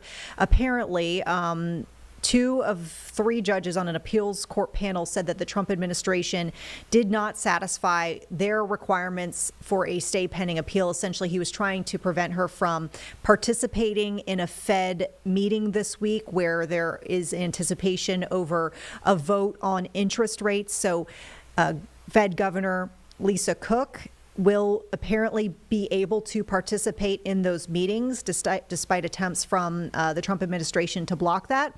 The other breaking development we have, the Senate has confirmed President Trump's nominee, Stephen Miron, to the Federal Reserve. So he would fill out the rest of basically a vacant position. And this was actually a pretty tight vote from what we saw, 48 to 47. Senator Lisa Murkowski of Alaska was the only Republican to vote against Mr. Miron. So his addition, though, to the Federal Reserve Board, kind of bringing the president's vision of the central bank lowering interest rates closer to reality. So once again, a couple of developments. We'll keep you updated on the very latest with those Fed meetings as well happening this week. Let's send you back to the president making remarks regarding the memorandum sending federal law enforcement to Memphis, Tennessee. We have to save our country from violent crime. So, Bill? Yes, please, sir. please. Mr. President, first of all, thank you. Thank you. Thank you for your commitment for federal resources to the great city of Memphis. And it is a great city, and it has a great history and a great legacy. And we are very hopeful and excited about the prospect of moving that city forward. I've been in office 7 years. I'm tired of crime holding the great city of Memphis back. And I have spoken today with the director of the U.S. Marshals, with the director of the FBI, with General Bondi. We realize that this effort of multi-agencies that will combine the work of the Tennessee Highway Patrol and the local police departments, when we come together, we can make significant change in our city and the city of Memphis, and that is a powerfully important thing for the state of Tennessee, and I want to say thank you. This will be your proudest moment when we see you in 4 or 5 weeks, maybe sooner, you're going to see numbers that will drop and plummet like you haven't, just like we did in D.C. They plummeted. Nobody can even believe it. And they're going to plummet. It'll be one of your really proud moments, and you've done a good job, too. But this will be maybe your proudest moment. Thank you, sir. Okay? And the director, as the director said, the goal is sustained. Right. Got to keep it. Sustained crime lowering, and that with this effort, I believe we can get there. We can finally get there for that city. Yep, we're going to have it sustained a long time. And your people are going to get better and better, and your police force has been terrific. They're working with us very much, as you know. We started it, as I said, on a little basis, and we got it down quite a bit, but now we go in for the big march, okay? And Director Patel and his team have done remarkable work so far. As you know, the numbers are great, and this will be one more step in the right direction for Memphis. That's true. Thank you. He's done a very good job. Thank you very much. Pam, please. President Trump, at your directive, we went in, as you all know, to D.C. and took over the city of D.C., working hand in hand with Metro Transit Authority. All of the agencies represented here today got over 2,000 violent offenders, got over 200 guns off the streets of D.C., and D.C. is safe again. And now, Governor, working with you and working with our 2 U.S. senators and all of our agencies working hand in hand, we're going to do everything we can to make Memphis safe again. That was President Trump's directive to us, and it's easy to do when you're working with such great leaders. And Secretary Noem, you have been instrumental in this, and Director Patel has already been into Memphis and gotten so many violent offenders and guns off the street, and that's what started it. And working with Stephen and Deputy Attorney General Todd Blanche, thank you. We've all been going nonstop, working hand in hand together, and Gadi Seralta, Terry Cole, and Director Driscoll of ATF wearing 2 hats, and Pete Hegseth with the National Guard, all working hand in hand and being out there for a month. You can't tell who's with what agency but for the t-shirt they're wearing, because everyone's working hand in hand, and that's why we've been so successful. We're going to do that in Memphis, and we're going to get crime off the streets. That's great. Thank you, Pam. Great Thanks, job. President. Christy, go ahead. Mr. President, Memphis has a high number of trafficking, significant human traffickers, child exploitation, drug trafficking. The local gangs there are extremely dangerous, and I'm so excited that you're going in there to work with not just the governor and willing local leaders, but also our Attorney General and all the leaders that are standing here today to help protect our children. So what's going to change dramatically is the families' lives that live there, and it's only going to happen because of you, because you're coming in. What has started there, you're going to put on steroids. The networks that you're going to uncover across this country, because of the work that's going to happen in Memphis, we're going to see every city get safer, because we're going to see those ties to other criminals that we're going to get out of the country. So we're a nation of laws. And sir, thank you for caring about every single city. Thank you, Christy. Really nice. And what makes it to me so exciting is the success we had here so quickly. And you know, we've taken close to 1,500 people out of D.C. But when I saw the result happen so quickly, and so many people are so thankful, and people that you pass them every day and they're fine, all of a sudden they're thanking me so profusely. It was so exciting what's happened, and continues to be what happened in D.C. And so that's what makes this, I think, even more exciting, because we know what's going to happen. We know we have the people. Well, look, we're sending in a lot of help. And these cities have been taken over for years, and the last 4 years under Biden, what's happened is just a disgrace. So it really has, the success we've had here has made it to me much more exciting, because I think we're going to have proportionally, I mean, you have cases where it's even worse. I have some people, we have some people quoted today that we took out of papers. We're so grateful for the National Guard coming. Said an owner of a Memphis tax service, it's so dangerous here, it's so darn dangerous that you can't get out of your car. If you get out of your car, he says, you get robbed, you get mugged, you get hit. You can't go to the market or a service station. So yeah, I want to see crime stop, and I want to see the National Guard come in right away if that's what's necessary. There's a need, here's another one from a director of a Memphis-based crime prevention organization. There's a need for more boots on the ground. You have to get them done fast before we totally lose it. They're going to lose it all. I got 2 guns put in my face, then another, within 5 minutes at 2 different locations. He said, I got a gun put in my face. Then I went someplace else, had another gun put in my face. I was scared. It never happened to me. I've never seen anything like it. Here's another one. I honestly thought he was going to kill me, said a 60-year-old Memphis carjacking victim. A man walked up, give me your car. You got 5 seconds to get out or you're dead. This is what we have in this page after page of the same kind of thing. Cash, would you say a few words, please? Thank you, Mr. President.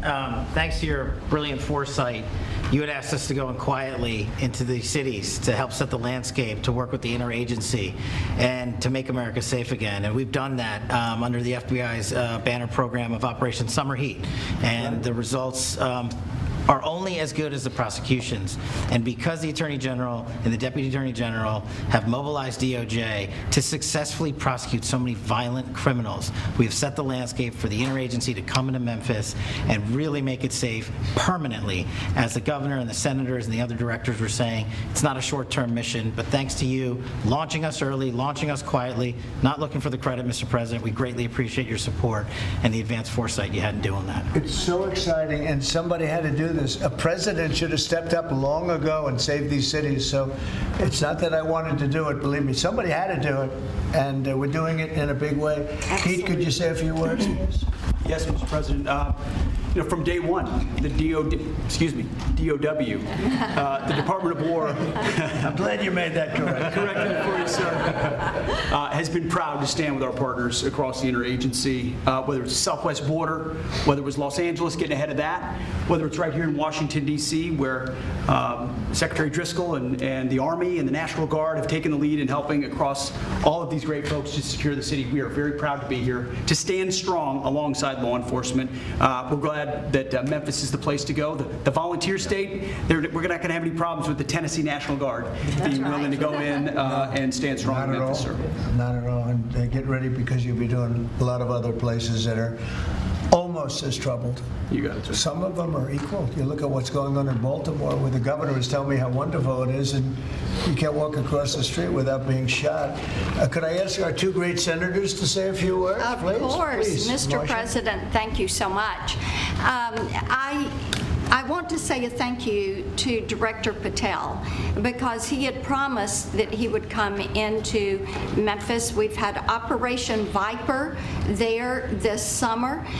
There have been over 500 arrests. There are over 100 indictments. And Memphis had the best stats they have had in years this past August. Last month. It was the best August they have had, and it's because of the work that's been done. And now to have a new phase of this enforcement for Memphis, where we are going to have all of these agencies working as a team, as the governor said, making certain that this is a long-term effort to make Memphis safe again. Mr. President, we are so grateful, and we thank you. Thank you. Yeah, thanks, Mr. President. And this is an issue that's plagued Memphis since I was a boy, Mr. President. And it's time that we addressed it, and I appreciate your leadership allowing us to do that. And the team that you've assembled here is going to help us deliver the most fundamental responsibility of our government, and that's public safety. This shouldn't be a partisan issue. This should be something that is our primary goal. And certainly I hope to see Memphis become the safest city in America, and thanks for the effort of all of your team here to make certain that happens. Thank you, Governor Lee, and I want to say thanks to the Memphis Police Department and the Sheriff's Department there too, who have all worked closely to bring this together. I look forward to tremendous results. And I want to thank the FBI for the last 4 or 5 months, because they have brought down the numbers quite a bit. Chicago here and a couple of other places that we can talk about later if anybody wants to. Could I ask you two guys, Terry, Gaddy, to say a couple of words also? You really did lead the charge here, and you've done such a great job. Please. Mr. President, thank you for always supporting law enforcement. I think the major difference here in Washington, D.C. has been your support for law enforcement, has been empowering the men and women that are on the street working every single day. And I look forward to not only going to Memphis, but other places in Tennessee as well. And I think you'll hear from us real soon, Mr. President. Thank you for your support, sir. We have plenty of places. Yes, sir, we do. You know the country very well. That's great. Thank you, Terry. Please, Mr. President, I just want to say that we're honored once again to lead the charge with the United States Marshal Service, leading and joining 22 other federal agencies. I can say that today we spoke with over 30 of the local agencies, letting them know what to expect, giving them the template that we've done here in D.C. so they know what to expect. They're extremely excited. I think everyone is going to be well receiving the law enforcement surge that we're about to take to Memphis. Great job. Thank you. And I'm going to ask one of the best lawyers in the country. He is one of the best. Todd, say a few words, please. He is a great lawyer. Thank you, Mr. President. Yeah, look, I think it's been said for the past 15 minutes, the president ran on making this country safe again, and we do not make this country safe again unless we go into our cities where there's the most violent among us and go street by street and block by block and arrest the men and women in this country that are destroying cities and communities for the rest of us. And so what we plan on doing, as the governor said and the senator just said, this has been a problem in Memphis for a long time. We plan on delivering Memphis back to the citizens that are there to raise their families, to go to church, to be in their communities. That's our goal, and that's what we plan on doing, whether it takes 2 weeks or 2 years. That's what we're going to do. Thanks, Todd. The great Stephen Miller, please say a few words. Thank you, Mr. President. Show the same emotion you do on television. That's hard to do. I think that's going to be hard to do. President Trump's initiative here in Washington, D.C., is important to understand, is the most successful anti-crime initiative in American history. I mean, just think about it for a second. In 30 days, President Trump put together a team that saw the largest ever violent crime reduction in any city in American history, something that people had not been able to do in 40 years. That is a momentous achievement. And now the president is going to take that same model to Memphis, and as he said, more cities after that. The team that president has put together has no equal today or anywhere in American history. I think what's happening here is that what the president has done is made clear the power of federal law enforcement that was used for the last 4 years to harass and attack conservatives, to harass and attack Christians, to go after law-abiding families. The power of law enforcement under President Trump is going to be used to get all the criminals, all the violent offenders, all the murderers, all the cartels, and all the domestic terrorists off our streets. So whether you're Antifa, whether you're a domestic terrorist, whether you are a violent gang member, a drug trafficker, a trained Iraqwa killer, or anyone else that's threatening our people, President Trump is saying he's going to use his FBI, his DOD, his ATF, his DEA to wipe you out, to put you in behind bars, to take you off the street, or to apply whatever legal consequences necessary. Mr. President, I'm honored beyond words to be a part of this team under. All right, folks, we are coming to a close here on Live Impact News, just for the evening, of course. We've got the news coming up at 11 here on WCNC Plus, so we'll see you then for all your latest headlines. Meantime, we've got football talk coming up, right? 9 o'clock. So, yeah, right at the top of the hour. You want to tune in. Our Nick Carboni is going to be breaking down Week 2, Carolina Panthers. Oh, they almost pulled it off, but they did have a rough start to that game. All right, folks, thanks for joining us. We'll see you next time.